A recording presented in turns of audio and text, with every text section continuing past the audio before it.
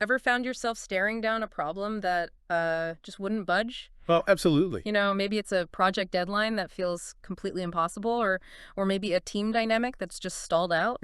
Right. Despite all the logical things you try. Exactly. Well, welcome everyone to a deep dive into problem-solving techniques, looking at the rational versus the, well, irrational.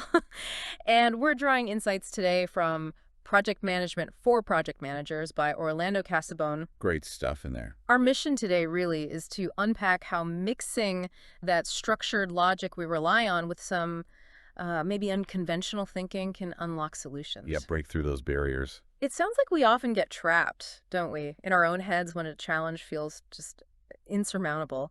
What's fundamentally going on there when we feel stuck? Well, it's often about overcoming these cognitive blocks, our habitual ways of thinking, the patterns that usually work for us. Hmm. Sometimes they actually become the problem. They prevent us from seeing new possibilities. Ah, And this material, it really helps distinguish between two sort of powerful categories of approaches to shake things up. okay, let's start with the familiar ground then.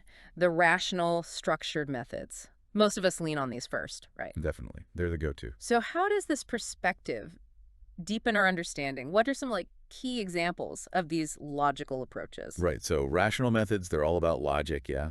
Step-by-step reasoning, analysis. They help us define the problem, give it structure. Okay. So for instance, one technique is to actively identify the criticism. You're basically looking for the flaws, the weaknesses, potential objections. So like playing devil's advocate with your own idea. Exactly. Or getting that critique from others. Yeah. It's not just about finding fault, though. It's about stress testing things, assessing risk, maybe setting thresholds. Thresholds. Like how bad is too bad? Precisely. How far can this issue slide before it becomes critical? Gives you clarity. Another one is dividing the problem into elements. Ah, breaking it down. Yeah, dissecting it, like taking apart a machine to see how each little piece works.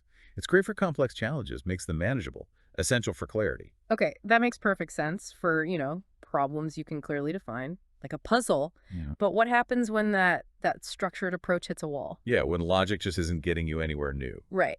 This is where the deep dive gets really interesting, suggesting a shift to irrational or creative methods.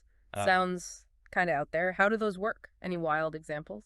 It does sound counterintuitive, but it's about that pivot when logic stalls.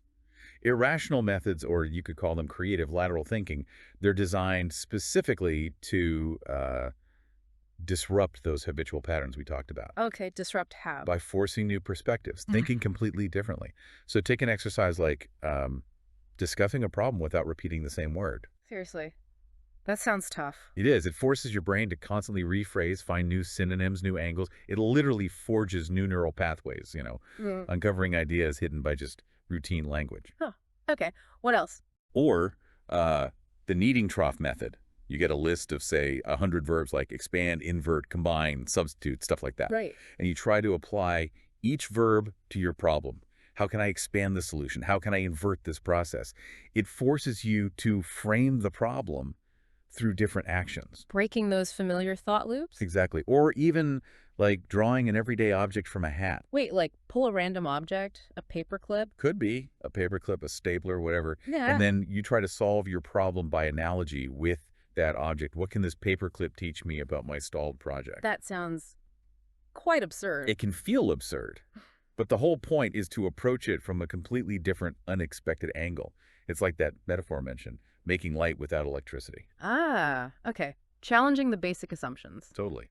Thinking beyond the usual constraints, finding entirely new ways. Wow. Okay, so if rational methods are like the blueprint and these creative ones are like finding radical new building materials, how do we actually use them together? Is it step one, then step two, or?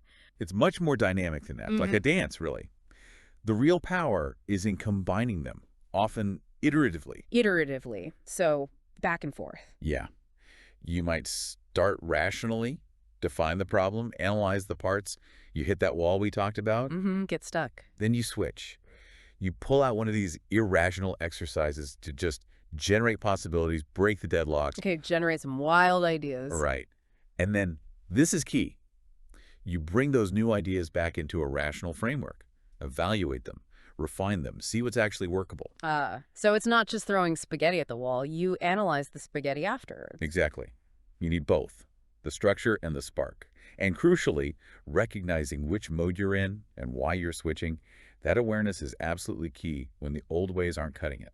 Knowing when to analyze and when to just let your brain go somewhere weird for a bit. Precisely. It's about mastering that shift. So, the big takeaway then. Next time you're facing down one of those really stubborn challenges, remember this. Sometimes the most effective solution, maybe even the most logical one in the end, actually comes from embracing some unconventional thinking first. Absolutely. Don't be afraid to switch gears. Yeah. That blend, that synergy between rational analysis and these creative leaps, it can be incredibly powerful. For tackling anything, really. Project roadblocks, personal dilemmas, you name it. Yeah, the magic isn't just in one method or the other, but in how they work together. Yeah. Knowing when to be precise and when it's time to be, well, wonderfully imaginative. Fantastic. Well, for more insights on navigating complex challenges and really mastering this powerful dual approach to problem solving, we highly recommend checking out Project Management for Project Managers by Orlando Casavo.